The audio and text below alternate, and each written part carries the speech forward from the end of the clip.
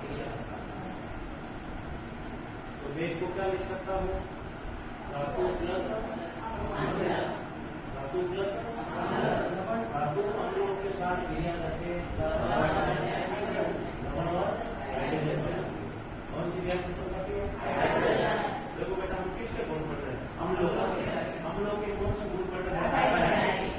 अम्लों के रासायनिक गुणधर्म है। इसमें होता क्या है कि अम्ल किस के साथ रिएक्शन करता है, अम्ल किस के साथ अभिक्रिया करता है। अम्ल किसके साथ क्रिया करेगा? धातु के साथ। अम्ल किसके साथ क्रिया करेगा? धातु के साथ। अम्ल किसके साथ क्रिया करेगा? धातु के साथ। अम्ल धातु के साथ क्रिया करता है। या मैं इसको यूं भी लिख सकता हूँ, अम्ल प्लस धातु या धातु प्लस एक ही बात है। धातु किसके साथ क्रिया करती है? अम्ल के साथ। अम्ल किसके साथ क्रिया करेगा? धातु के साथ। तो मैंने लिख दिया धातु प्लस अम्ल, धातु प्लस अम्ल। धातु के रूप में कौन सी धातु लेता हूँ? जीव धातु। जीव धातु की। और अम्ल के रूप में लेता हूँ। अम्ल के रूप में कौन सा लेता हूँ? के साथ अभिक्रिया का समीकरण। पहला गुणधर्म है अम्लों के रासायनिक गुण में अम्ल किसके साथ क्रिया करेगा? धातु के साथ क्रिया करेगा। अम्ल किसके साथ क्रिया करेगा? धातु के साथ। या धातु किसके साथ क्रिया करेगी? तो मैंने क्या लिख दिया? धातु प्लस अम्ल। या मैं पहले इसकी जगह क्या लिख सकता हूँ? अम्ल प्लस धातु। अम्ल प्लस धातु। धातु अम्लों के साथ क्रिया करती है। धातु अम्लों के साथ। धातु के रूप में कौन सी धातु लेगी? अम्ल के रूप में सल्फ्यूरिक अम्ल। देखो बेटा धातु को कोई भी ले सकते हैं। धातु की जगह मैं जिंक धातु भी ले सकता हूँ, धातु की जगह लोहा धातु भी ले सकता हूँ, तांबा भी ले सकता हूँ, एल्यूमिनियम धातु भी मैं ले सकता हूँ, कोई भी धातु ले सकता हूँ। धातु एक नहीं है। लोहा एक धातु है, चांदी एक धातु है, सोना चांदी है, लोहा है, तांबा है, एल्यूमिनियम है, जिंक है, ये सब क्या है? धातु है। अम्ल की जगह जरूरी नहीं आप सल्फ्यूरिक अम्ल भी लेवा। अम्ल भी खूब सारे होते हैं, जैसा हाइड्रोक्लोरिक अम्ल HCl है, सल्फ्यूरिक अम्ल H2SO4 होता है, नाइट्रिक अम्ल HNO3 होता है, कार्बोनिक अम्ल H2CO3 होता है, एसिटिक अम्ल CH3। अम्ल भी खूब इस्तेमाल करते हैं। कोई आपकी जो इच्छा होती है वो आप अम्ल ले सकते हो, जो इच्छा हो वो आप धातु ले सकते हो। हमारी किताब में कौन सी धातु का जिक्र करेगा? जिंक धातु का। और हमारी किताब में कौन सा अम्ल का जिक्र करेगा? मैं क्या कह रहा हूँ? हल्दी का भी इसको हो सकता है। सभी बच्चों का ध्यान मोड के ऊपर ला। आप भविष्य ध्यान करो, मैं आगे बात करूँ। धातु के रूप में कौन सी धातु ले रहा हूँ मैं? धातु किसके साथ क्रिया करेगी? अम्ल के साथ। तो धातु अम्लों के साथ क्रिया करके क्या बनाती है? लवण और हाइड्रोजन बनाती है। ये तो बनाती है लवण। अक्सर आपकी लवण की पहचान कैसे करोगे? किसी भी सूत्र के पीछे SO4 है, किसी के पीछे CO3 है, NO3 है, Cl है, PO4 है। ये पूरा का पूरा क्या है? लवण परिवार है। ये पूरा कैसा परिवार है? SO4 को कहते हैं सल्फेट, CO3 को कहते हैं कार्बोनेट, NO3 को नाइट्रेट, Cl को क्लोराइड, PO4 को फास्फेट। इसको SO4 को क्या कहते हैं? सल्फेट, CO3 को कार्बोनेट, CO3 को कार्बोनेट, नहीं इसको कहते हैं नाइट्रेट, इसको कहते हैं क्लोराइड, इसको कहते हैं फास्फेट। मेरी बात समझ में? बस SO4 को कहते हैं सल्फेट, CO3 को कहते हैं कार्बोनेट, NO3 को नाइट्रेट, Cl को क्लोराइड, PO4 को फास्फेट। अगर समझ में ये चीजें जिन के पीछे SO4 सल्फेट, CO3 का मतलब कार्बोनेट, NO3 का मतलब नाइट्रेट, Cl का मतलब क्लोराइड, PO4 का मतलब जिन के पीछे ये जुड़े हुए होते हैं ना, वो सब का सब क्या होता है? लवण परिवार है। ये पूरा कैसा परिवार है? लवण परिवार। ये पूरी साइड फैमिली, ये लवण परिवार है। हाँ, वापस इस टॉपिक का ये अम्ल किसके साथ क्रिया करता है? धातु के साथ। या धातु किसके साथ क्रिया करता है? धातु अम्ल के साथ क्रिया करके लवण और हाइड्रोजन बनाते हैं। धातु अम्ल के साथ क्रिया करके लवण और हाइड्रोजन बनाते हैं। धातु के रूप में कौन सी धातु लेती है? अम्ल के रूप में सल्फ्यूरिक अम्ल। अम्ल के रूप में सल्फ्यूरिक अम्ल। जिंक धातु किस अम्ल के साथ क्रिया करेगी? सल्फ्यूरिक। मैं यहाँ पर लिखता हूँ जिंक प्लस सल्फ्यूरिक अम्ल, जिंक प्लस सल्फ्यूरिक अम्ल। इसका मतलब क्या हुआ? इसका मतलब यह हुआ जिंक धातु किसके साथ क्रिया करेगी? सल्फ्यूरिक। जिंक धातु को मैं किससे लिखता हूँ? Zn से। जिंक को हमेशा Zn से लिखा रहता है। जिंक का जो प्रतीक होता है Zn होता है, प्लस सल्फ्यूरिक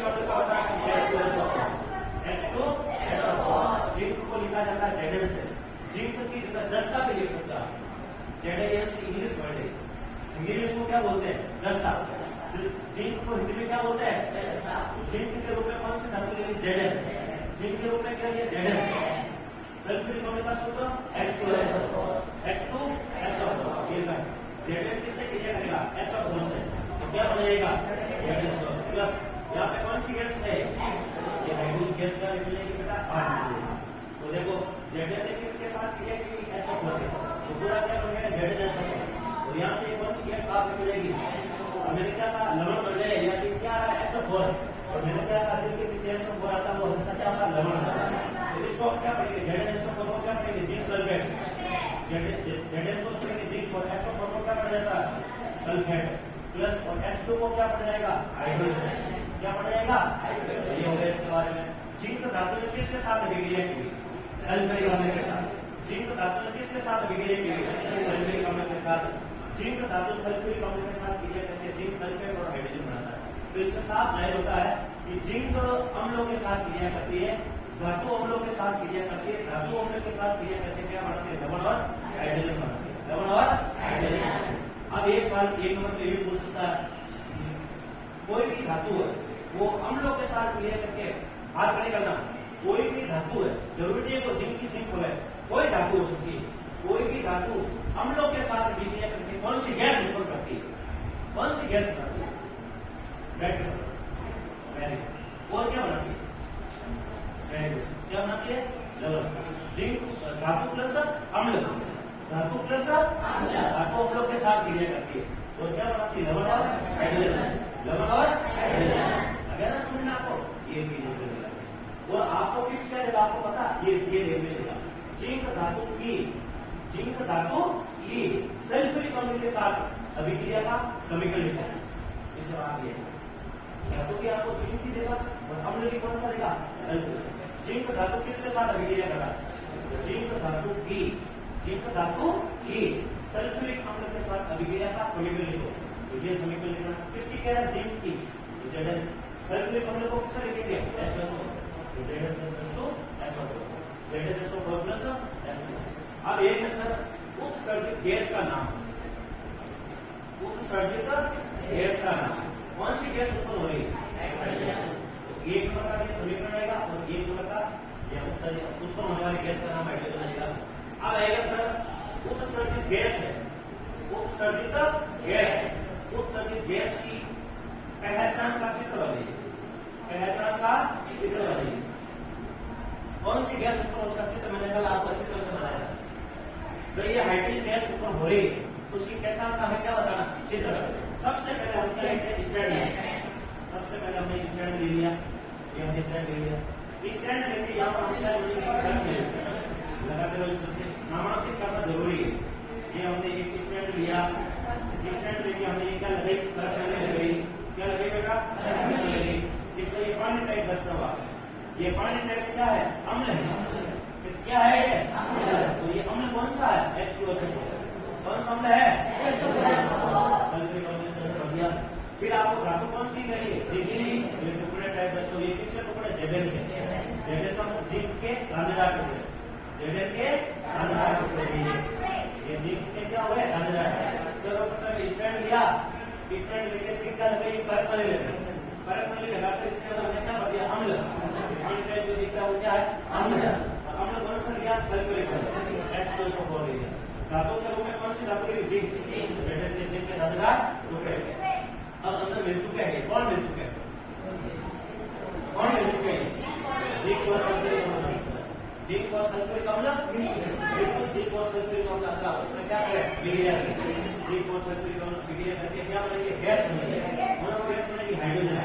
तो यहाँ पे गैस के बुलबुले बन गई। ये गैस की क्या है बेटा? बुलबुले।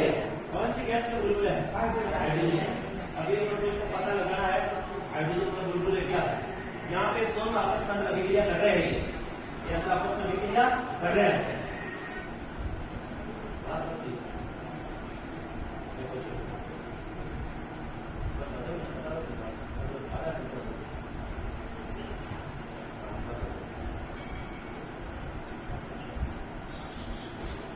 दोनों अंदर आपस में अभिक्रिया करें, कौन अभिक्रिया करें? जिंक और सल्फ्यूरिक। कौन क्या बन रही है? हाइड्रोजन। अंदर क्या बनेंगे हाइड्रोजन गैस के क्या बनेंगे बुलबुले। अब इस हाइड्रोजन गैस के बुलबुले को क्या करना बाहर क्या लगेंगे प्रवाह नली। क्या लगेंगे बेटा ये हम एक प्रवाह नली लगेंगे। क्या लगेंगे प्रवाह नली क्यों लगे आपको पता इस गैस को बाहर निकालना है ये हाइड्रोजन से बाहर निकलेगी इससे प्रवाह नली से।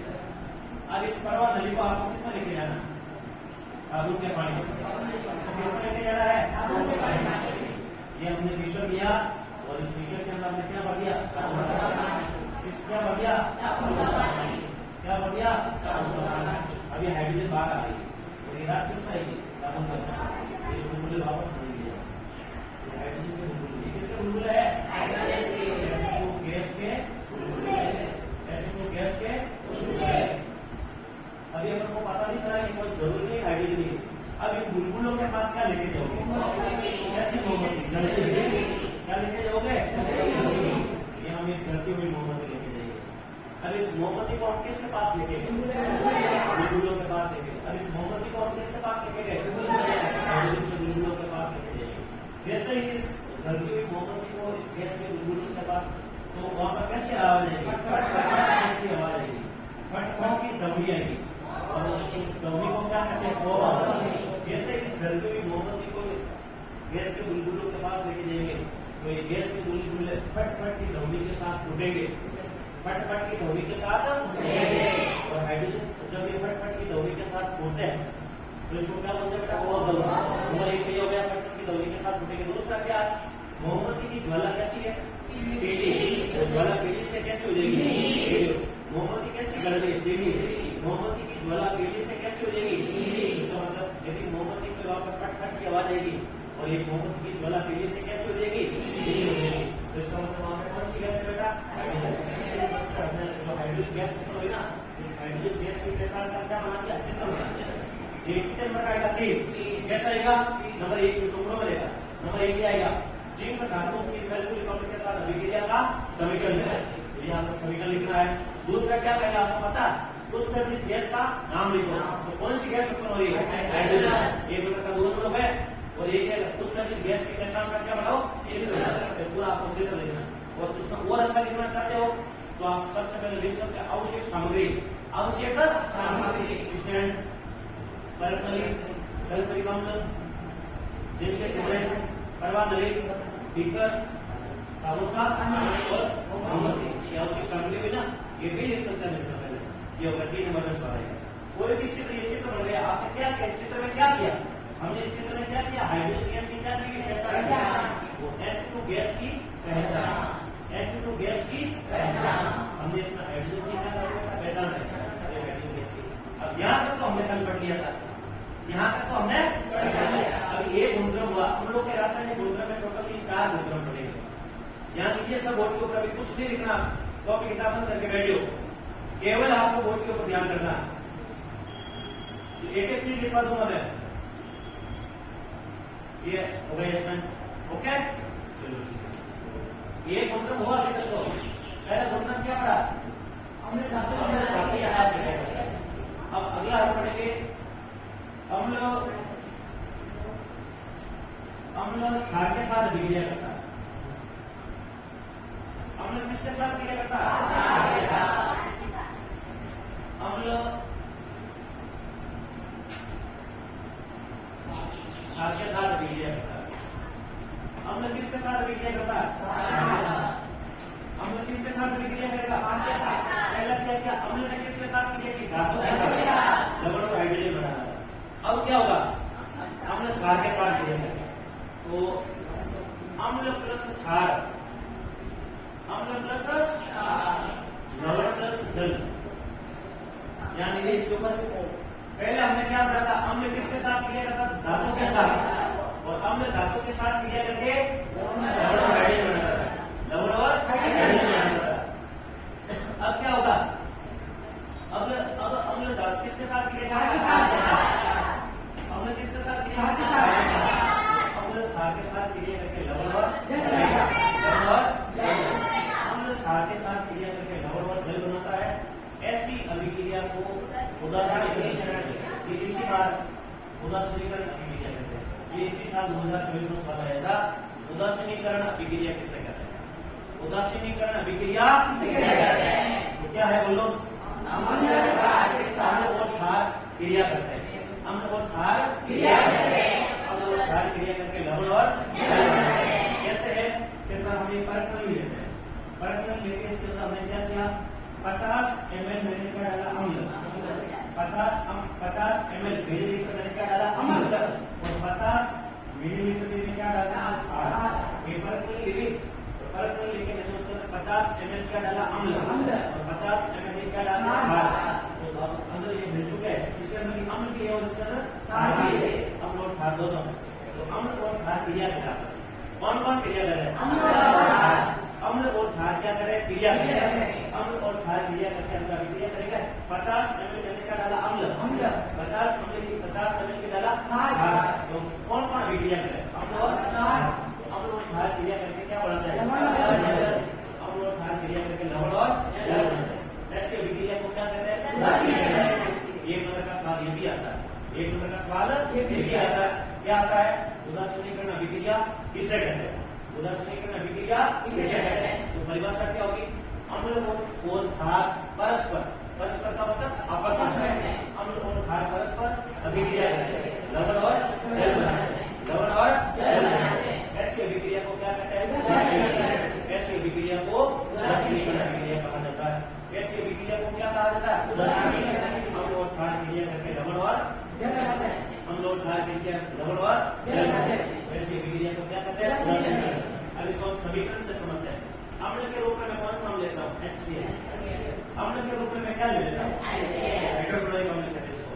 क्या कहते हैं? हाइड्रोक्लोरिक अम्ल। और प्लस क्षार के रूप में मैं क्या लेता हूँ? NaOH। ये एक प्रकार का क्षार है। HCl को राघु, HCl को क्या पढ़ेंगे? हाइड्रोक्लोरिक अम्ल। HCl है। कौन है? HCl। HCl को कहते हैं हाइड्रोक्लोरिक अम्ल। हाइड्रोक्लोरिक अम्ल।